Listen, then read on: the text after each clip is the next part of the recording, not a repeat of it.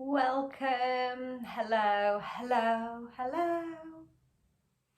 So it's time for another chat, some more thoughts.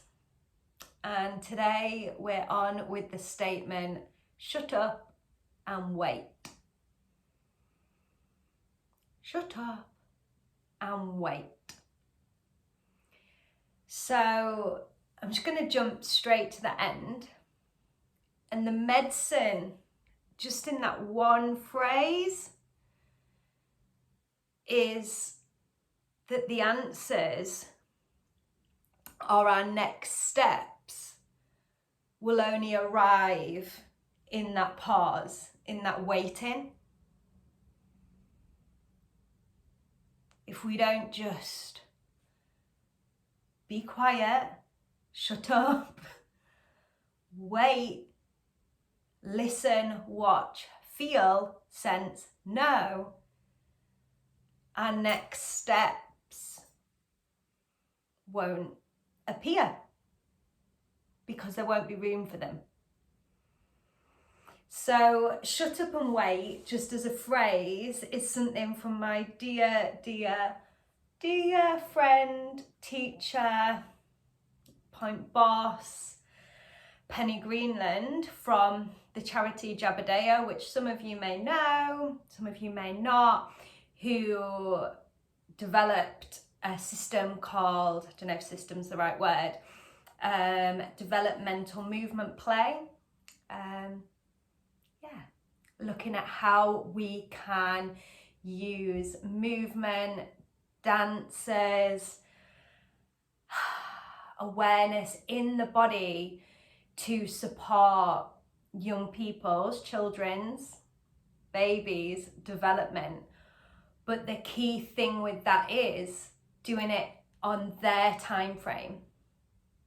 Not on my time frame, not on your time frame, not on the early years foundation stage time frame, on the time frame that is right for that baby, toddler, young child, when they're ready. And the way that we can do that and we can assess that is by shutting up, waiting. That's it. And the medicine in shut up and wait, so that we can observe and see what's next from a point of integrity, from a place of honesty, from a place of rightness, is the medicine is useful not just for early years or not just for babies, but for our own progress. We need to give ourselves time to listen to our inner voice, to our true self, to our soul, to our spirit, to our body, whatever it is, however you want to discuss it. We need to listen to ourselves and we need to give that space.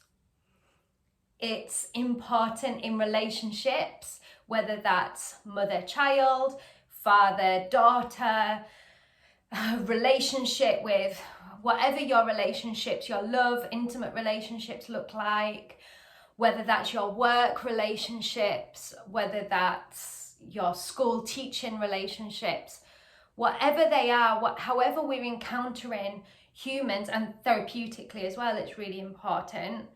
I'm hoping if you work in there as a therapist or within the wellness industry, you know how to listen, or that you are listening. I hope so. Please, please, please. We just need to listen. And then from that place, we can begin to drive forward. And I think this is, it's really important for all of us, but if we just take it into ourselves for a moment, we often ask ourselves, don't we, like, what's next? What am I meant to be doing? I don't know if this is the right job, if this is the right course, if this is the right house, if this is the right area, if this is the right partner, if this is the right coffee table. Is this I don't know. There's always this, like, what's next? What should I do next week? What should we do next year? What should we do next? What should we do next? What should we do next? With this idea that there's going to be some clarity, happiness, contentment that will come later. And it's that classic, isn't it? The three billy goats gruff? Sounds quite wordy, 3 billy goats gruff. That the grass is always greener, but it really isn't, is it? And I think we'll all recognise that, which is fine. But also, just to take the pressure off for a minute, our world and our culture puts a lot of pressure on us for us to do exactly that, because it makes money, and this is apparently what makes the world go round, isn't it? There's this idea that productivity builds success. How busy you are is a marker. Like, I think some people say it's like a badge of honor of like, I'm tireder than you, I'm busier than you, I've got more clients than you, I've got more holidays booked than you. And it's just more. And the more we do and the more tired we become, we're obviously a better, more successful, in inverted commas, human. And that's not the case, is it? It's not the case. But we're surrounded by that all the time. So of course that's going to get into our psyche, into our physical body, into how we feel we should be living our lives. So yeah, we need to just take a pause from that and wait to see what's next, because there'll always be something next, won't there? There'll always be something. But what if the next thing will just arrive and you don't know how? So there's a couple of like texts that I've been kind of thinking about when I've been thinking about, well, why shut up and wait? Why wait? How and why? So the first thing was kind of looking at more Eastern philosophy and looking at the words of Osho, who is an Indian, or was a Indian religious teacher. I think I don't know how he would be described, but some of his medicine is like a bit dated, I think, now, but some of the things that he says or said still really stand out for me. And I'm going to paraphrase something. I can't even remember which book this is from now. That's really bad. I think it's the 10 Bulls of Zen, which I read in about 2018. And he says something that's along the lines of, life isn't an achievement, it's a gift, and it's already been given. Life isn't an achievement, it is a gift that has already been given. So there's nothing for us to be going out seeking for achieving, because we already have it. We already have it. And the second thing that I wanted to consider was from the Gospel of Mary Magdalene, which I've just started going through. And here, there's another excerpt which I think is sort of similar, or is helpful for us to kind of consider, why wait?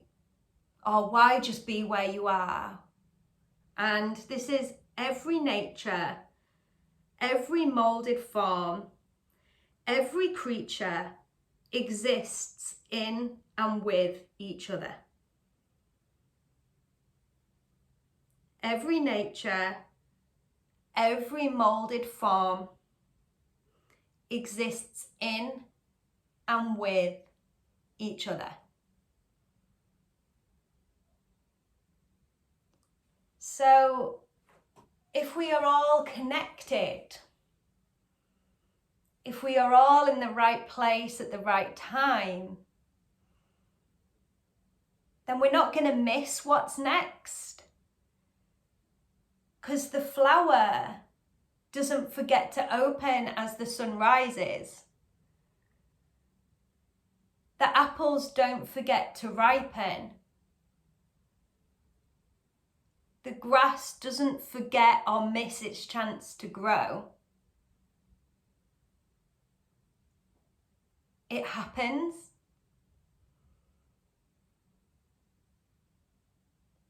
It waits.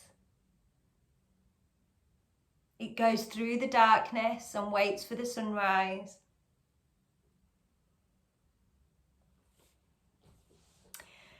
And then if you're not so interested in the Gospel of Mary Magdalene or the teachings of Osho, my third contemplation for today is the words of Gandalf the Grey. So, story, story, story. And I think this is from The Hobbit. And Gandalf says, "A wizard is never late. He arrives precisely when he means to." Saying it, I actually think it's from Lord of the Rings. A wizard is never late. He arrives precisely when he means to. And sometimes we don't know what that precision is, when that time is, how we're going to arrive. But what if that wizard within us, that knowing within us, will just know, like the flower, when to open, when to close, when to come and when to go, when to speak and when to be quiet.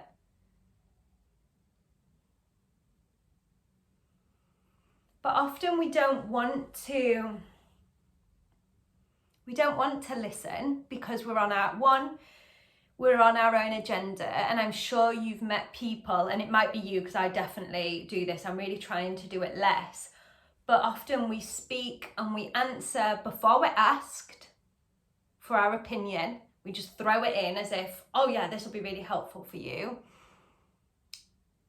And because we're on our own agenda and we like the sound of our own voice ultimately. And again, that's all the same stuff. We're getting used to, we've been conditioned to think about action all the time, doing all the time, giving all the time. And we're praising this, doing, and who's tireder than who?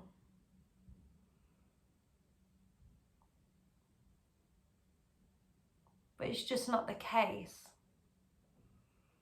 So when we do go quiet, it feels awkward. Our mind wanders.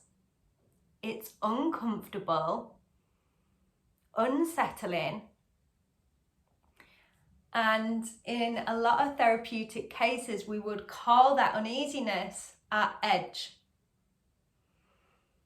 It's within that edge, the waiting, that the magic happens. But it's not magic, it's just life. It's real stuff.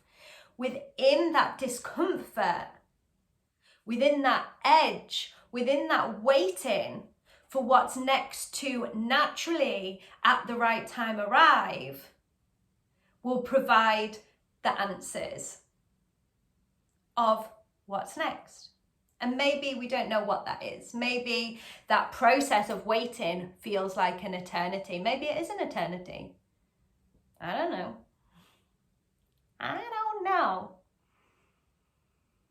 But it's at that point that we begin to process, listen, connect, and unravel or re-ravel, whichever way we want to look at it, our stuff.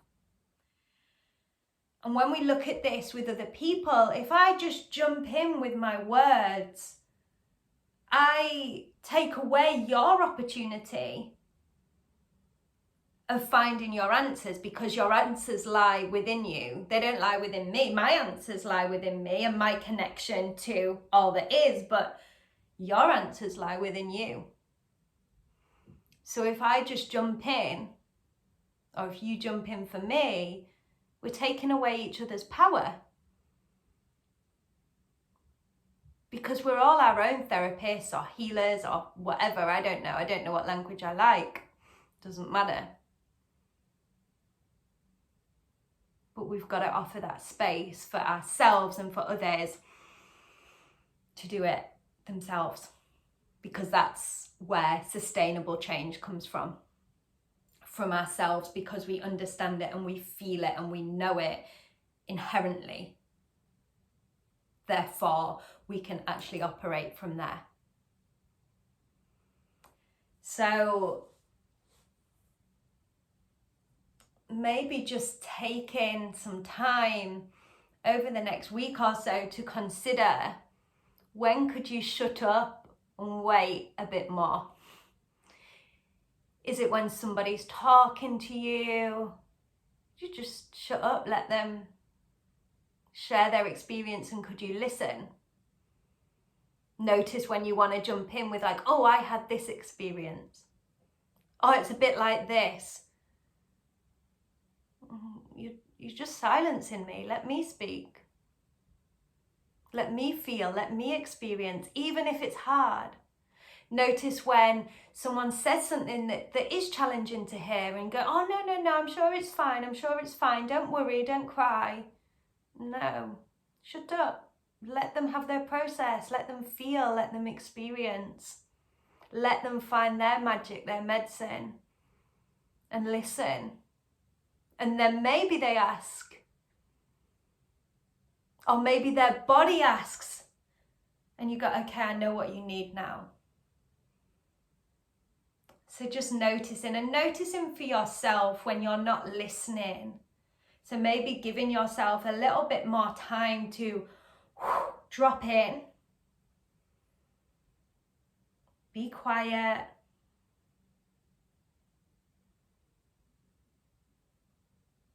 and just wait. That's it. Shut up and wait. That's where our next steps, our honest next steps, will arrive from, like a wizard, whenever they are ready. Thank you guys.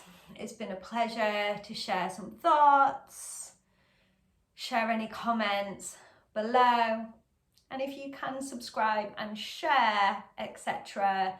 Honestly, it's so helpful and gratefully received from me. So